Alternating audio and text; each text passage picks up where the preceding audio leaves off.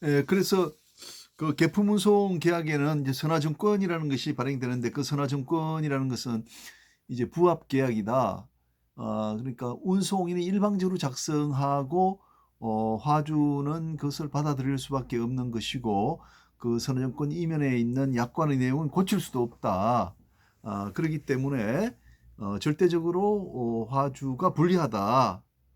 따라서 화주를 보호하는 법적 장치가 필요하다라고 된 거죠. 그래서 어, 이제 헤이그 비스비 규칙에서부터 시작해서 이제 함부르크 규칙, 로테르담 규칙까지 이제 나오게 되었고, 우리 그 상법도 계품 운송에 대해서는 이제 운송인의 의무를 일정하게 정하고, 그리고 책임을 정하고, 그 책임보다도 또 의무보다도 운송인이 더 불리하게 그 화주를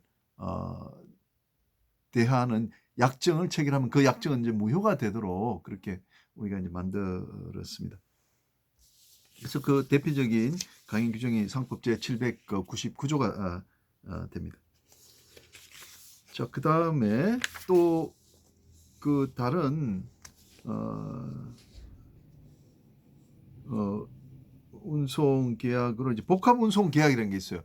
지금 이제 우리가 지금까지 배운 운송은 부산항에서부터 LA까지, 그러니까 항구에서 항구까지, 그죠? 바다를 이용한 운송, 그 해상 운송이었단 말입니다.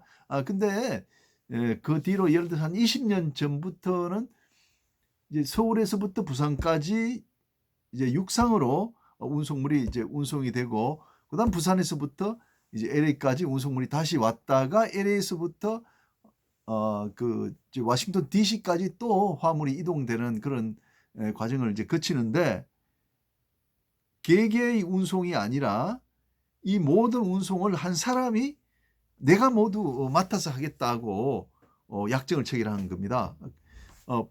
서울에서 부산까지 그 철도 운송에 대한 운송 계약이 따로 있고, 철도 운송이 따로 있겠죠. 그리고 부산에서부터 LA까지 해상 운송이 따로 있고, 그다음 LA에서 또 뭐 워싱턴 DC까지 또 도로 운송이 따로 있고 하는, 말하자면 운송 계약이 세 개가 개별적으로 체결돼야 되는데, 복합 운송에서는 한 사람이 이 세 구간에 대한 운송을 모두 맡아서 하겠다고 약속을 하는 거죠. 이런 운송을 우리가 이제 combined transportation 또는 멀티모달 트랜스포테이션이라고 부르는 것입니다. 근데 이 복합 운송에서 이제 문제가 되는 것은 이제 어느 구간에서 사고가 발생했는지를 잘 모른다는 거죠. 그리고 어느 구간에 적용, 그 어떤 사건이 어느 구간의 법에 적용되는가에 따라서 책임 관계가 많이 달라진다는 겁니다. 해상 운송의 경우에는 우리가 이제 운송에는 포장당 책임 제한을 할 수 있지 않습니까? 근데 이제 육상의 경우에는 그런 포장당 책임 제한 제도가 없거든요. 그럼 이제 복합 운송을 맡은 운송인으로서는 제가 설명한 바에 따르면은 가능하면 해상 운송에서 사고가 발생한 것으로 하면은 좋겠죠. 해상 운송. 그렇죠? 책임 제한이 가능하기 때문에. 따라서 여기에서 이제 분쟁이 생길 여지가 많은 거죠. 그래서 우리 상법에서는 816조를 더 가지고 복합 운송의 경우에 손해배상 책임 문제는 손해 구간이 밝혀진 경우에는 그 밝혀진 구간의 법을 적용한다, 이렇게 돼 있는 겁니다. 그러니까 복합 운송을 내가 하는 중에 해상에서 사고가 발생하였음이 밝혀지면은 해상법의 책임 제도가 적용된다는 거죠. 그리고 이제 육상에서 사고가 난 것이 밝혀진다면은 육상운송법을 적용하면 되는 거죠. 근데 어느 구간에 사고가 났는지 알기가 쉽지가 않아요. 예를 들어서 어떤 사고가 이렇게 나서 뭐 이렇게 상자가 부서졌는데, 부서진 내용을 안에 들어보니까 염분이 있다, 소금기 있다, 그러면 사고가 어디서 났겠습니까? 그럼 바다에서 났을 거 아니에요. 파도가 온다든지 해서 염분이 있단 말이죠. 그래 전혀 염분이 없어요. 그럼 육상에서 났다라고 우리가 이제 합리적으로 추론이 가능하겠죠.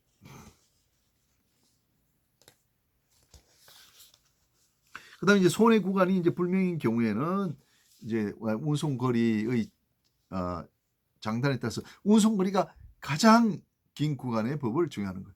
손해가 어디는지 몰랐다. 그런데 아까 말씀드린 똑같은 그 구간의 문제라고 한다면은 해상 운송의 기간이 훨씬 길죠. 서울에서 부산까지 내려오는 것에 비해서 부산에서 LA까지 훨씬 길잖아요. 그러면 해상 운송의 법을 적용하도록 되는 거예요. 그 다음에 이제 실제 운송인과 이 계약 운송인의 개념이 나오는데, 이제 프레이트 포워더라는 사람이 있어요. 운송 주선인이죠. 원래는 이제 송화인과 운송인을 연결시켜주는 역할을 하던 사람이 내가 운송인으로 등장하는 거예요. 내가 운송인이 직접 돼버리는 거예요. 그러면 이 사람은 특징이 뭐냐면 선박을 내가 전혀 소유하고 있지도 않고 보유하고 있지도 않은 사람이에요. 그러면 내가 운송인으로서 계약 상의 이 책임을 부담하는 것은 이제 1차적으로 가능하겠죠. 그러면 내가 계약 운송인이 먼저 돼서 좋다, 당신 운송을 내가 부산에서부터 그 LA까지 해주겠습니다 하고 운송인이 됐단 말이죠. 근데 그 다음에 내가 이제 실제로 운송을 해줄 선박이 없기 때문에 나는 다시 나의 이행 보조자로서 운송인이 또 필요한 거예요. 실제 운송이 필요하죠. 그래서 실제 운송인과 제2의 운송 계약을 체결을 하게 되는 거죠. 그러니까 제2의 운송인은 나의 이행 보조자인 거예요. 그래서 이제 이런 경우에 앞에 있는 운송인을 우리가 이제 계약 운송인, 뒤에 있는 운송인을 우리가 이제 실제 운송인이라고 부르는 거예요. 그래서 계약 운송인이 발행하는, 그러니까 화주와 운송 계약 관계가 있는 사람은 이제 그 계약 운송인이에요. 그리고 실제 운송인은 운송을 실제 해주는 사람이에요. 그래서 만약에 무슨 손해가 발생했다, 운송 중에 손해가 발생했다고 하면은, 그러니까 운송물이 손해가 발생했다는 이야기는 실제 운송은 실제 운송인이 하기 때문에 실제 운송인이 뭔가를 잘못했어요. 그러면 화주는 계약 관계가 없기 때문에 실제 운송인과는 실제 운송인에게 불법행위 책임을 물을 수가 있는 것이죠. 그리고 또 한편으로는 계약 운송인에게 계약상 채무불이행 책임을 물으면 되는 것이다. 이거죠. 이게 이제 실제 운송인과 계약 운송인의 개념입니다.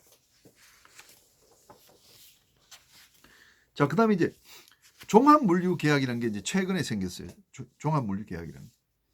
자, 지금은 제가 이제 뭐 그저 어떤 장소를 특정하지 않고 서울에서부터 부산까지 오고 부산에서부터 LA까지 간다 이런 식이었단 말입니다. 근데 지금 이제 종합물류계약이라는 것은 그 수출자의 창고에서부터 물건이 나와가지고 수입자의 창고까지 들어가는 이 모든 구간의 운송을 한 사람이 인수하는 거예요. 그 사람을 우리가 이제 종합물류 회사 또는 종합물류업자라고 이제 부르는 거죠.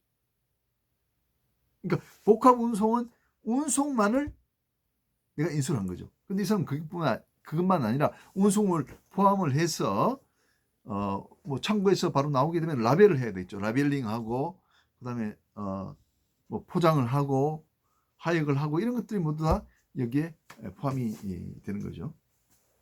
그래서 이제 종합물류 계약이라고 하면 수출자 즉 송화인의 공장에서부터 수화인의 공장에 이르는 전 과정에 대한 그때 물류의 흐름을 내가 이행하겠다고 약속한 약속한 계약, 그걸 우리가 이제 종합물류 계약이라고 그러고, 그 사람을 종합물류인이라고 부르죠. 혹은 종합물류업자라고. 자, 그런데 그러면 이 종합물류업자가 그 하는 개개의 그런 행위 중에는 반드시 운송이 포함이 되어 있겠죠, 그죠? 해상 운송, 육상 운송이 포함되어 있단 말입니다. 그러면 운송 중에 손해가 발생하면 어떻게 되느냐? 그건 이제 우리가 지금 아리킴 드린 바대로 상법 해상필에 있는 상법 해상필에 있는 해상법을 적용하면 될 거라는 거죠. 이것이 복합 운송일 수도 있겠죠, 그죠? 복합 운송일 수도 있겠어요.